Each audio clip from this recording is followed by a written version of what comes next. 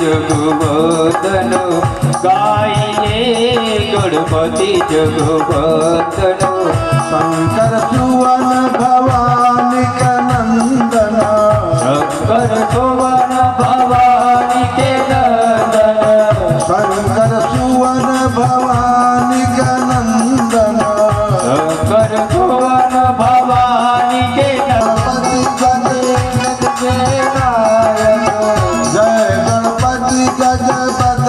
विनायक जय गणपति गजबदन विनायक सिंधु सुंदर सबलायक सिंधु सुंदर सबलायक सिंधु सुंदर सबलायक सिंधु सुंदर सबलायक मोदक प्रिय मुद मंगलदाता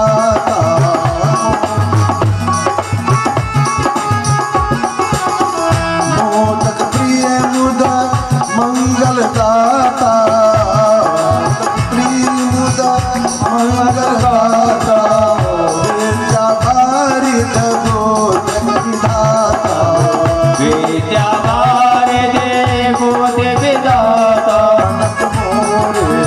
पतय राम सिय मानस मोरे पतय राम सिय मानस मोरे पतय राम सिय मानस मोरे बोल श्री गणपति गजानन भगवान की जय हो पवन सुत हनुमान जी महाराज की जय हो भक्त और भगवान की जय हो भक्त और भगवान की जय हो भागवत महापुराण की जय हो भागवत महापुराण की जय हो जय जय सीताराम जी महाराज की जय हो आज परम आनंद का विषय है। आज आपके इस गांव में यह विषय अत्यंत समझने के लायक है। गंगा में स्नान करने के लिए हमको 3 प्रकार की वस्तुओं की आवश्यकता है। कौन कौन सी वस्तुएं? सबसे पहला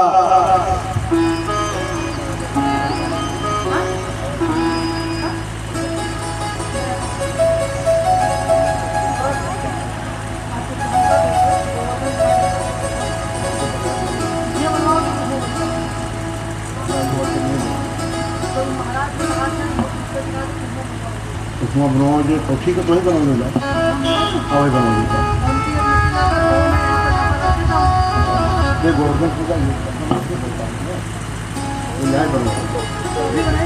हाँ बनवाओ, नहीं तो बनो बड़ा के बाद तो गोवर्धन पूजा यही हो, गोवर्धन पूजा यहाँ हो। पूजन प्रकार भोग लगे 56 प्रकार का, वो पूजन यही होगा। हाँ तो पूजन ये बनोगे, तो कथा यहाँ हो रही है ना, ये गोवर्धन पूजा हो, वहाँ पारायण हो रहा है, गोवर्धन पूजा ही बनेगी। ये बीच में 5 टोकरी बना के बैठा है। हाँ नीचे बनी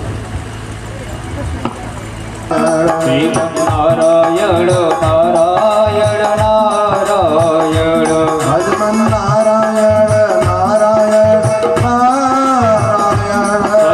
नारायण नारायण नारायण भजमन नारायण नारायण नारायण जीवन नारायण नारायण नारायण गोविंद नारायण गोविंद नारायण नारायण नारायण नारायण नारायण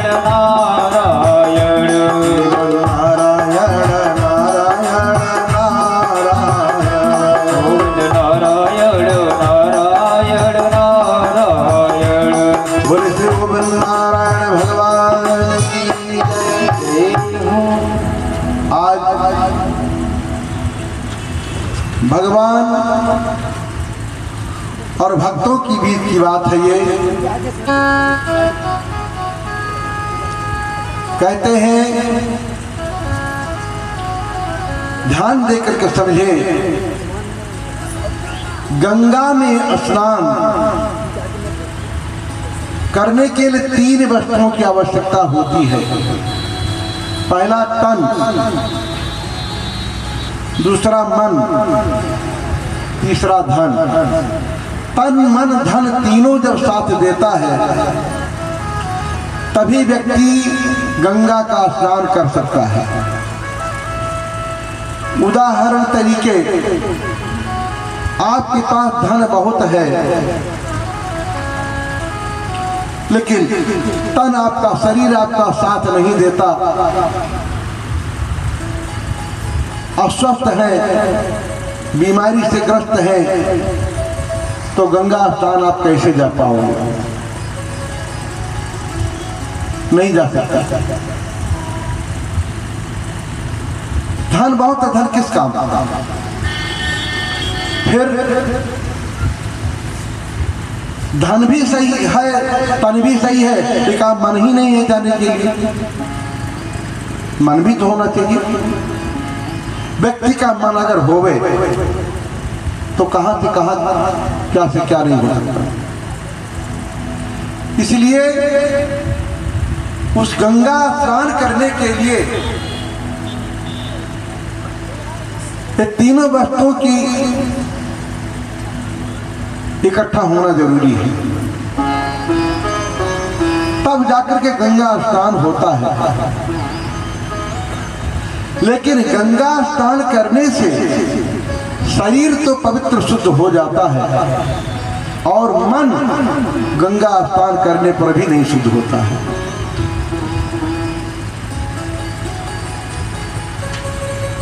मनः न शुद्धंति कोटि गंगा स्नानतः। करोड़ों बार गंगा स्नान करो तो भी मन शुद्ध नहीं होता। अगर मन शुद्ध नहीं हुआ तो गंगा स्नान करने से क्या फायदा? मन के अंदर तो आपके वही कलमश भरा हुआ है। इसलिए इस बात से सारे ऋषि मुनि महात्मा, ये सबके लोग अत्यंत परेशान हो गए। सभी लोग जाकर के भगवान वैकुंठनाथ उनसे प्रार्थना किया कि हे भगवान, आपने साफ साफ कहा कि मन एवं मनुष्याणाम कारणम बंध मोक्षयो। व्यक्ति का मन ही मोक्ष और बंधन का कारण होता है, और मन ही जब शुद्ध न हुआ तो गंगा स्नान से फायदा क्या है? तो मन शुद्ध कैसे होवे? हम क्या ऐसे कर्म करें जिसके प्रभाव से हमारा मन शुद्ध हो? ऐसी कुछ हम पर कृपा करें। भगवान नारायण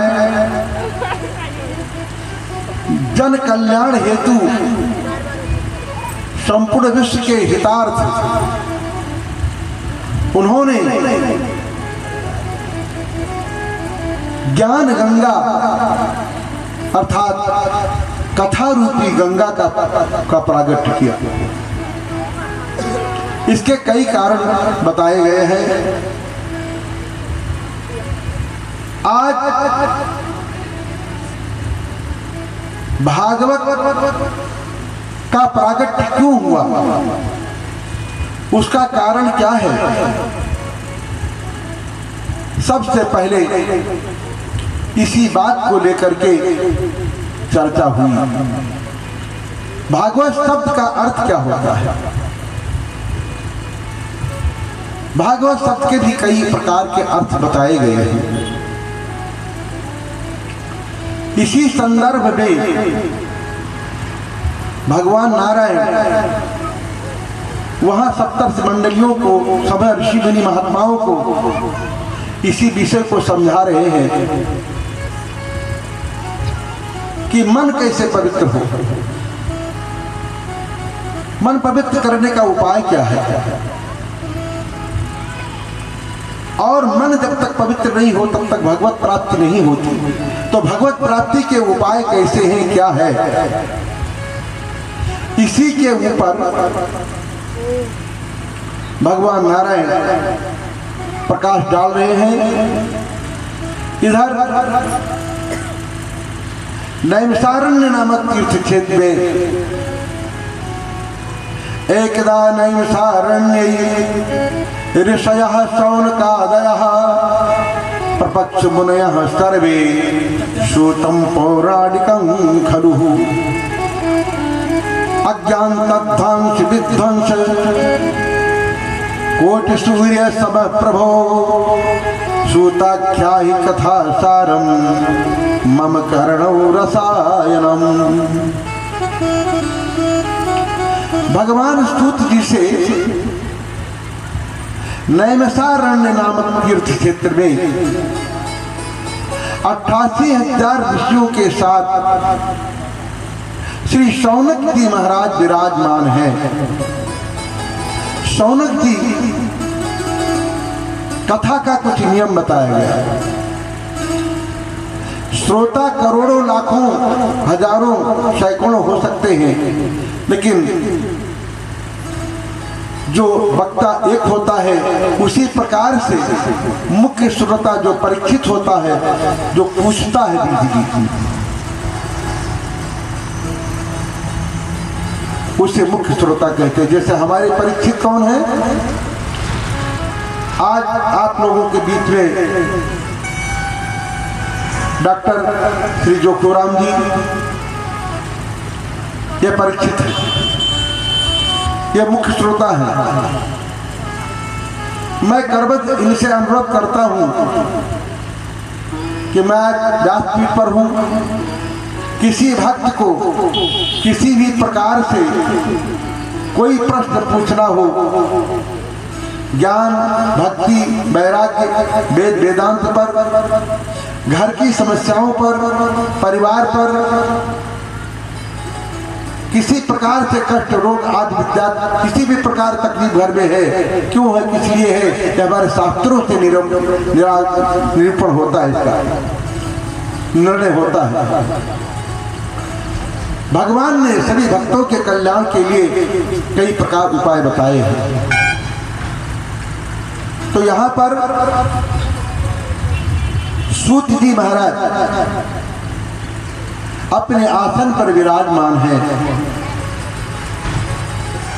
और शौनक जी महाराज प्रश्न कर रहे हैं, क्या?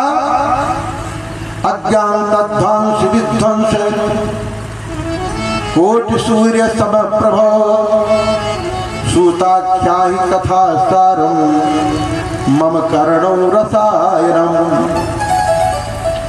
हे भगवान, आप संपूर्ण अज्ञान के नाश करने के लिए करोड़ों सूर्य के समान आपकी वाणी है, इसलिए हे भगवान, आप संपूर्ण उस कथाओं को विस्तार पूर्वक वर्णन कीजिए जो कथा रूपी अमृत हम अपने दोनों कानों से पी करके और तृप्त हो जाए। इस बात को सुन करके सूत जी महाराज कहने लगे, हे भक्तों, मैं कथा को संक्षिप्त रूप से आपको बता रहा हूं, आप लोग ध्यान से मत तलाई।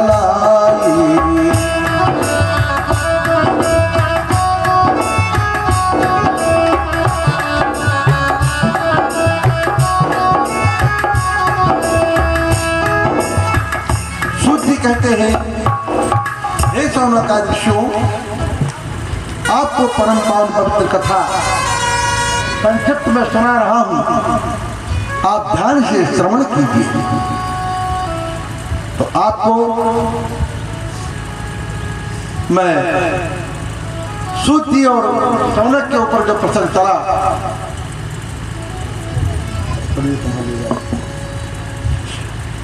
वो मैं आपको बता रहा हूं। यहां पर वैकुंठनाथ भगवान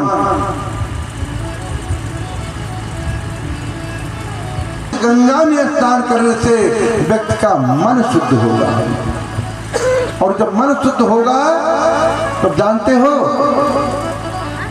तो परमात्मा की प्राप्ति हो जाएगी, क्योंकि मन न रंगायो रंगायो जोगी कपड़ा, मन न रंगायो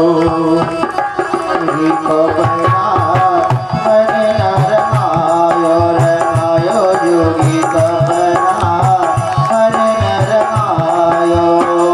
सूर्य महाराज कहते हैं कि मन को रंगाओ, कपड़े को रंगाने से भगवान नहीं मिलेंगे, तो मन को मन न रंगायो रंगायो जोगी कपड़ा, न रंगायो रंगायो जोगी कपड़ा, मन न रंगायो रंगायो जोगी कपड़ा, न रंगायो रंगायो जोगी कपड़ा, बाल और दाढ़ी बढ़ाए भयो बकरा, बाल और दाढ़ी बढ़ाए भयो बकरा, मन न रंगायो मन न रंगायो रंगायो जोगी कपड़ा, मन न रंगायो रंगायो जोगी कपड़ा, मन न रंगायो। जय श्री राम।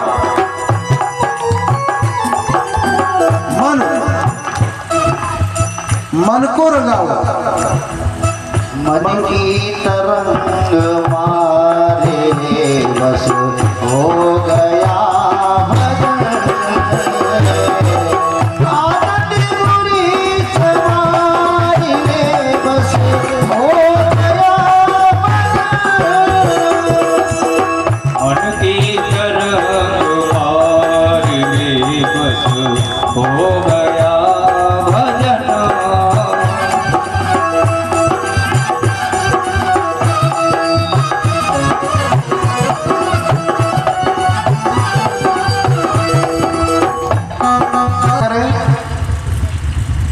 तो ये कथा रूपी गंगा ये भक्त ही लाते हैं। आज आपके इस गांव में इस गंगा को लाने का काम जोखू राम जी का परिवार गंगा को ला करके यहाँ पर उपस्थित किया है। अब आप लोगों का कर्तव्य है अधिक से अधिक संख्या में इस गंगा में आकर के स्नान करें और अपने मन के उस तरंग को दूर कर दें, जिसके प्रभाव से आपको भगवत प्राप्ति हो जाए। राम नाम गंगाय जम बही जाए, जमे कोई कोई नहाए। राम नाम गंगाय जम बही जाए, जमे कोई कोई नहाए। राम नाम गंगाय जम बही जाए, जमे कोई कोई नहाए। कोई कोई नहाए, जमे कोई कोई नहाए। कोई कोई नहाए, जमे कोई कोई नहाए। राम नाम गंगाय जम बही जाए, जमे कोई कोई नहाए।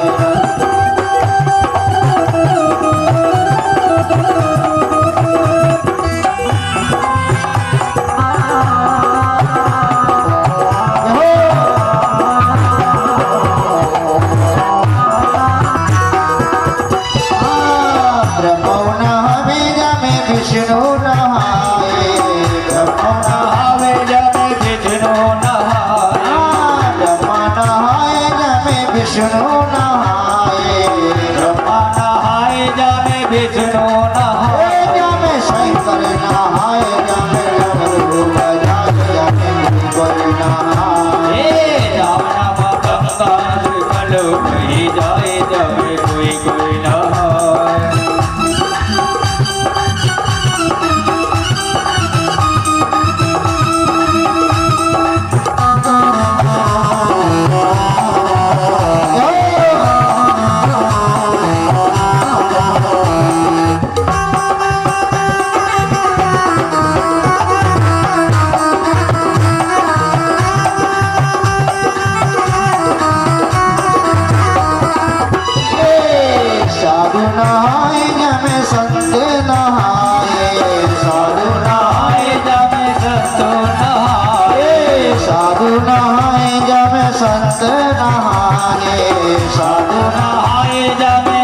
तो नहाए भारत नहाए जब बीड़ा बजाए जब कोई नहाए राम नाम गंगा जो गमो बही जाए जब राधे भाई बंदे